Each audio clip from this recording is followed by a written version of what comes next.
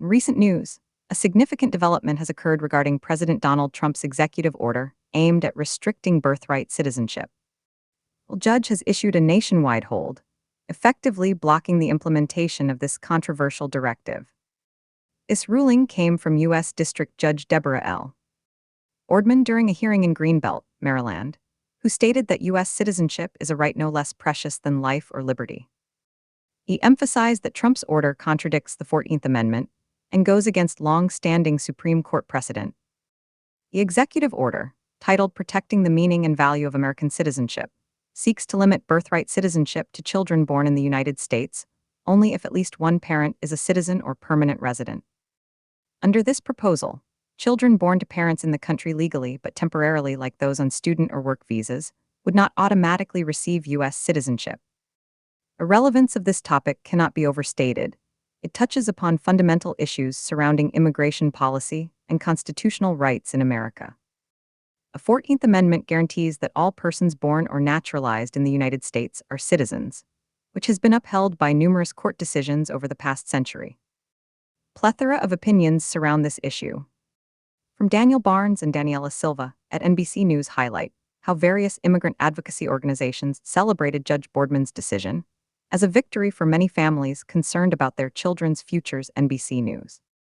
Meanwhile, legal experts reiterate that any attempts to change such entrenched constitutional rights would require an amendment to the Constitution itself, a process that demands significantly more political consensus than simply issuing an executive order.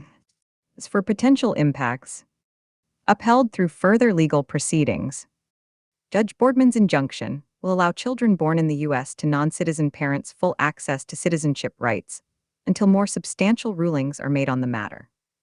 This case could very well set precedents for future policies related to immigration and citizenship rights. Historically speaking, birthright citizenship has deep roots traced back to post-Civil War America with the ratification of the 14th Amendment in 1868, which was partly inspired by earlier cases like Dred Scott v. where African Americans were denied citizenship despite residing within U.S. borders. Gene Johnson and Mike Catalini, Associated Press. Landmark case is Wong Kim Ark 1898, which reaffirmed that children born on U.S. are citizens regardless of their parents' immigration status. The situation illustrates is part of an ongoing dialogue about America's identity and values regarding inclusivity versus exclusivity when it comes to citizenship rights amid changing demographics and increasing debates over immigration policies.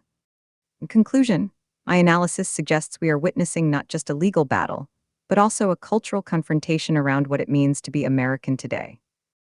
Courts continue weighing these cases involving profound implications for millions living within our borders. There remains both hope for advocates fighting for inclusive policies, as well as apprehension among those concerned about maintaining national integrity and security through rigorous immigration controls. Ultimately, this administration asserts its stance as upholding lawfulness within immigration practices. Critics argue his approach undermines foundational constitutional principles designed to protect individual liberties, an essential tenet of what defines American democracy itself.